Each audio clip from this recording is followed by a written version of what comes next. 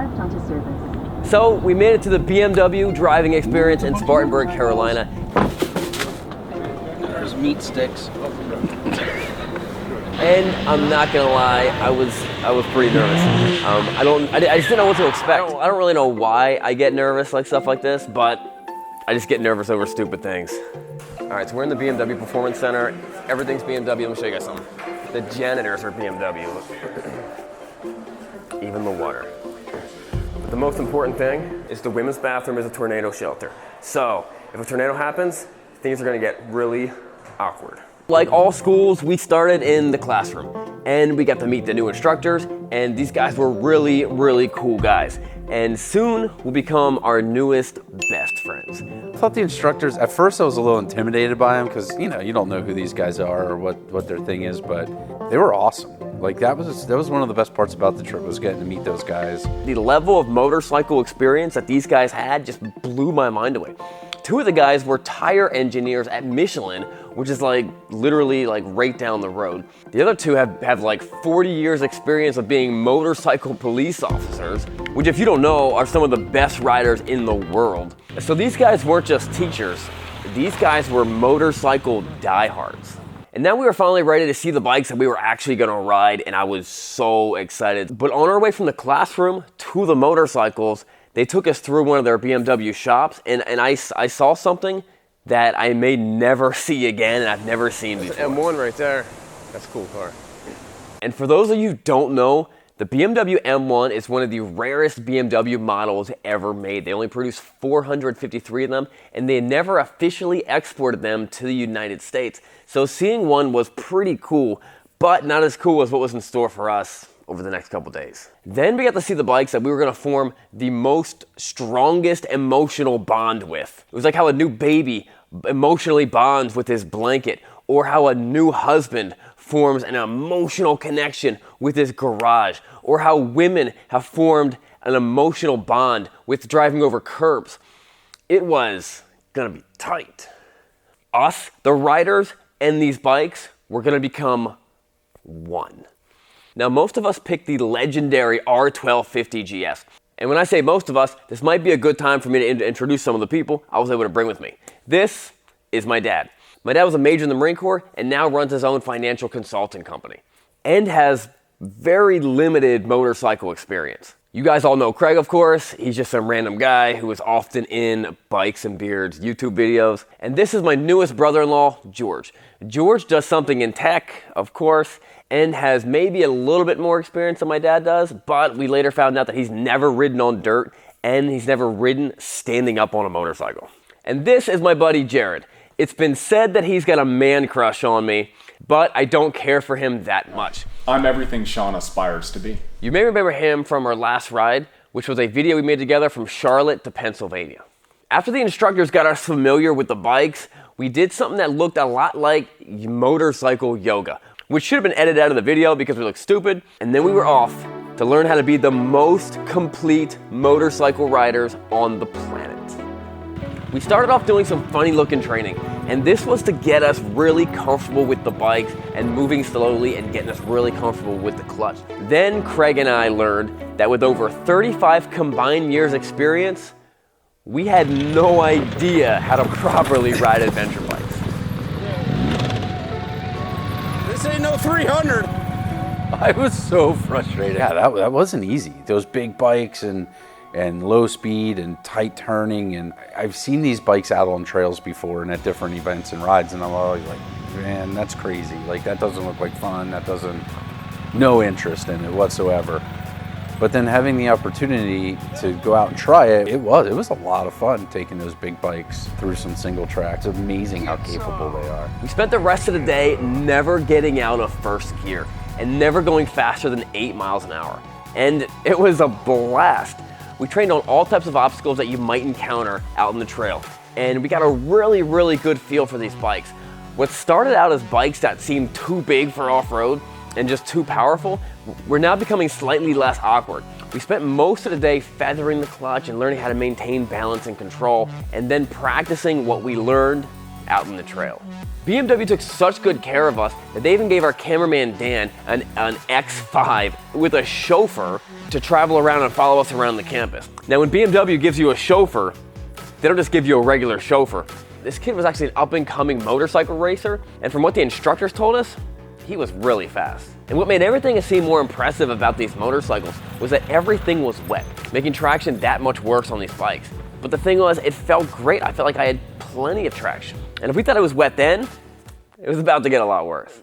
One of the coolest and most impressive things about these BMWs, and this is so crazy, that a few years ago, it was better to turn off ABS when you were going off-road because you needed to lock up that back tire when you're braking or for traction.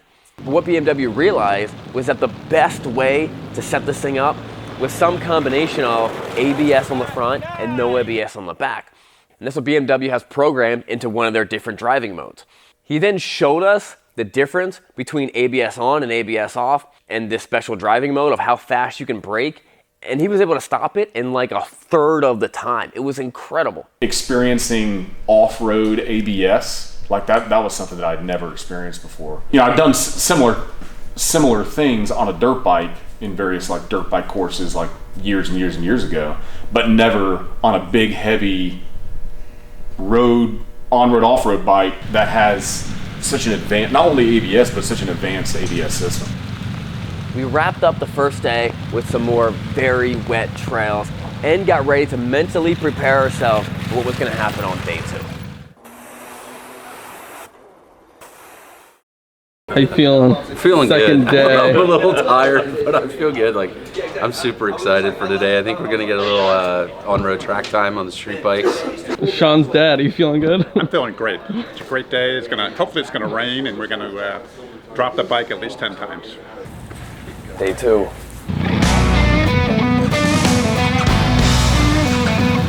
I feel like I'm home again. I've waited all night for this. Thank you. So on day 2, we got a chance to do the same training on these bikes that the police officers do. And if no one's ever told you, police riders are masters at slow maneuvering and throwing around big, giant, enormous bikes like it's nobody's business. How many cones have fallen over? So far? Yeah. 7. I don't understand how Jared hit the first cone just entering. Jared, you can do this. Yeah. Caleb, this is too hard for you. There we go. Holy cow, you did it. Can't believe you did it. That was amazing.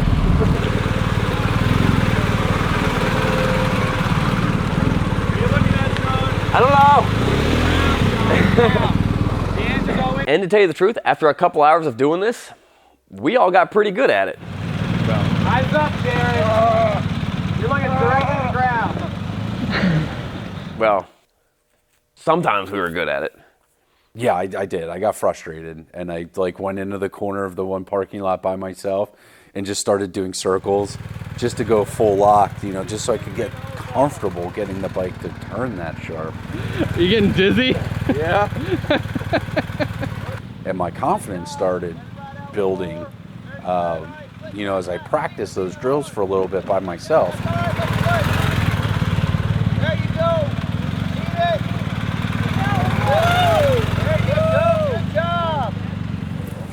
I tell you what, man, this is tough. Like, this is legit stuff, and we're getting better. Like, you can see improvement through everybody. The more we do this and the more we do this. I came here to learn skills and to be a whole lot safer rider, and it's accomplishing all that. Definitely challenging me. Then where the instructors fill us in on a friendly challenge. At times race through all the different obstacles and then back through the finish line. You lose points by hitting cones, putting your feet down, dropping the bike, stalling the bike, and of course leaving the course. It's a lot of points to add up. Yeah. It can be. What about throwing your bike in anger at the end? I did that. And the guy who's going to be doing it with us and showing us how to do it and setting the standard for the time was, I think he was like at least a 15-year veteran motorcycle cop. And he was really good at it. Just watching the guy who's like a instructor and still, like, he did it very smoothly, but you could tell that like he was focusing. It wasn't like, oh, this is no big deal. 128.19. got this. Let's go.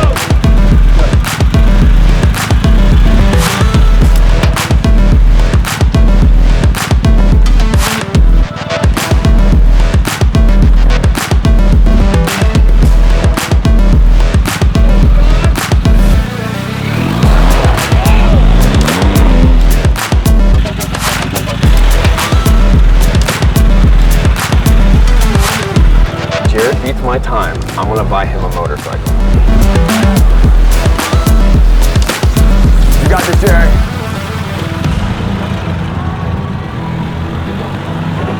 No, man, he learned from my mistake. Yeah, I got sideways.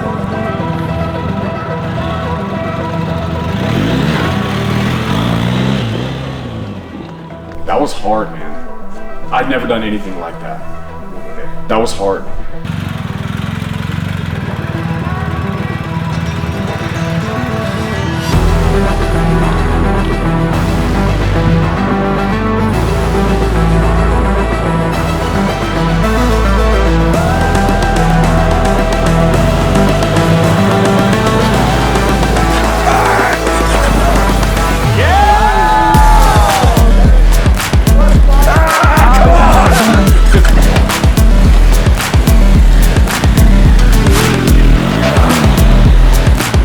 Yeah, I mean, I'm always going to step up and join the competition. I got smoked. I mean, Jared and Sean did really, really well. All right, so Sean takes it with 130.41. You only had -1 point on a dab where you put the foot down. Jared, in second place, 145.44, -6 points. And Craig at 152.98, -7 points. So 1, 2, 3. Nice. I said he beat me by Good job, guys. I was so close. I was like 2 seconds from tying with that motorcycle cop. And if I didn't hit that cone, I'd been 1 second. That was so much fun. It makes me wonder, was he holding back or was I holding back? Next time, I'm coming for you. So they started us out on the track. And we went through a few drills to explain the different lines to take in different corners and how to properly apex up to a corner. And for the majority of the people here, this was their first time on a track.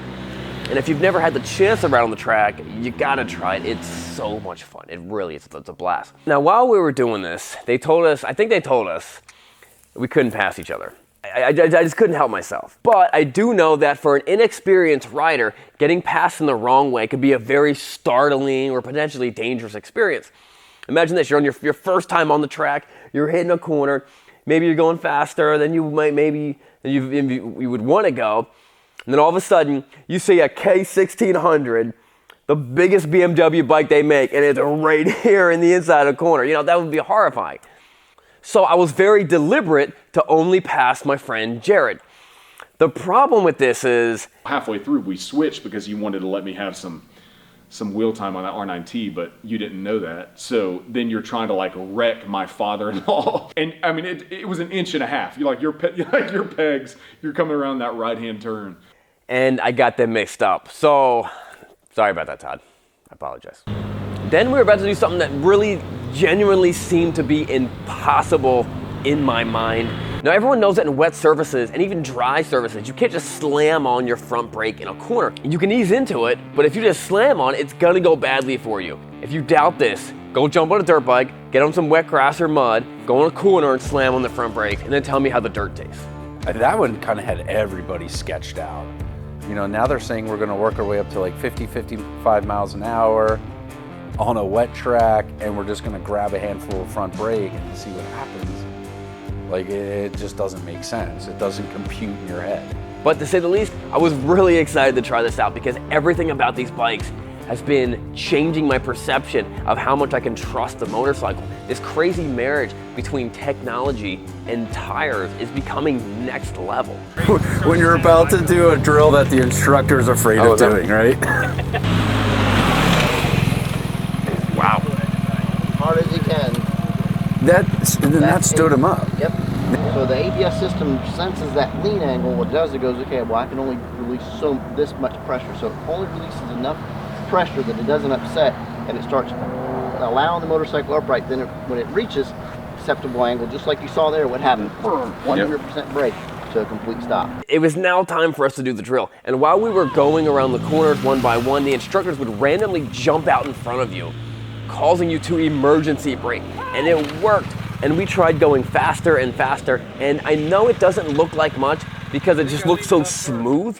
But let me show you a couple of clips of what would happen if you weren't riding one of these bikes that was set up and made for this. Regardless of the bike, they all did it. I did it on 2 different ones of just, and we did it 35, 45, and even 55. Like, it felt, for me, it felt kind of fast going to that curve, and then you just kind of close your eyes a little bit and stomp the front brake and the rear brake, which is, like you said, counterintuitive to everything that you be instinctive as a moderately experienced rider, and it just stands up and stops. Now, this is not something that normally happens in a motorcycle course, at least I don't think it does, but we got a chance to drive with a pro driver in an M3 competition sedan. Now, to be honest, I didn't think I'd be that impressed. You know what I mean? Like, that car right there is faster than that BMW. I was wrong. I was blown away. These drivers were insane. They were hitting corners. I'm like, there's no way this is gonna happen. And then, bam, the thing just gripped. It was amazing. I was just completely blown away, and so was everyone else. And this was a sedan with like 5 people in the car. It was nuts.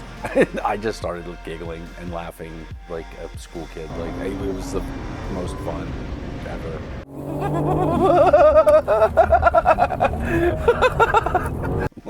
I don't know how else to say it.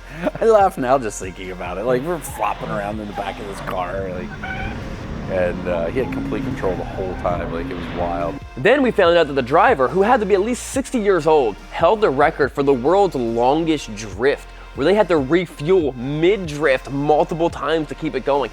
He did a 232.5 mile slide, which he did in 2018 in the M5. And then we went back to our bikes to learn how to fall as gracefully as we possibly could. That was actually not the obstacle, that's just kind of what happened.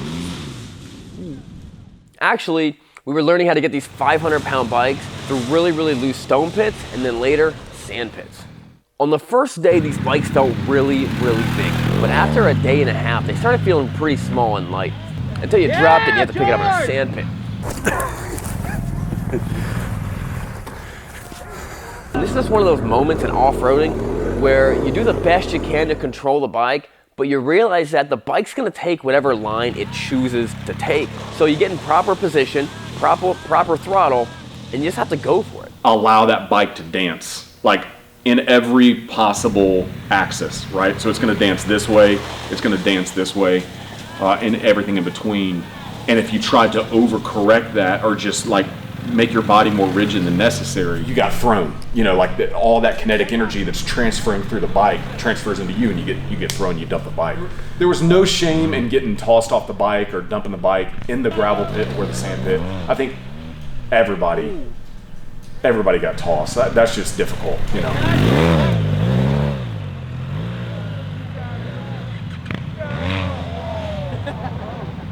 It was here in the sand pit where we started seeing the transformation with George and my dad. The 2 least experienced riders in the whole group. The 2 guys who put themselves out there, really out of their comfort zone to actually do this event. They first started on the 850 GS bikes, which we all thought were gonna be smaller and lighter and easier. But then later we realized that the easiest bike to ride is the 1250. So the second day, the instructors convinced them, you got to get on 1250s, you're going to like it better. And it was true. They both liked it better and they both did really well. So during this process, George kind of came up to me and he's like, man, you're doing really well. And I said, George, you're doing really well. Let me explain to you the difference and what's actually going on. Me and some of the other guys, we already have the tools in our toolbox. We're just being told how to use them a slightly different way. With you and my dad, they're giving you brand new tools that you've never used, and you have to create that muscle memory and stuff. So the fact that you're getting through most of this stuff a lot of the time was extremely impressive to me. And by the end of the sandpit obstacle, where everyone had at least dropped their bikes once, everyone also made it through, including my dad and George, and we were all cheering for him. It was an awesome moment. Yeah, George! Yeah, George! Then, because motorcycles are all about competing with your buddies, they lined us up for some sandpit races. I caved under the pressure, and Craig beat me at the race. And at the end, when the winners kept on going ahead, Jared ended up winning at the end. Yeah! Nice job. Nice goal. Thank you. Yeah. Thank you. I'd like to thank Sean and his excellence, it inspired me. I'm just kidding, he sucked. Good job, Jared. Hey, you, Jared. Then we wrapped up the greatest day ever, learning how to recover from a failed hill climb and using the least amount of effort possible. Then the instructor showed us how these big BMWs can actually fly. Yeah, so basically it was like a 75-foot tabletop. I hit it 5th gear wide open. You know, it's no big deal. There's no footage of it. Oh, of course there's not. Yeah, I probably had 120 foot of elevation, but since there's no video evidence, I guess that's just how it's going to be. But just trust me, it happened. Now, all this fun riding reminds me of one of my favorite Bible verses, John 8:12. Again, Jesus spoke to them saying, "I'm the light of the world. Whoever follows me will not walk in darkness, but will have the light of life." We then learned how to have complete control over these bikes and do trial stops going downhill. We also learned how to do hill climbs and say woohoo like a girl. Woohoo! But we, of course, continued to drop our bikes just because it was fun. It was an amazing trip. I want to give a huge shout out to our friends and the instructors at the BMW Riding Center, and then to all my friends and family that came with me on this trip. It was awesome. Guys, don't forget to subscribe. We'll see you guys later.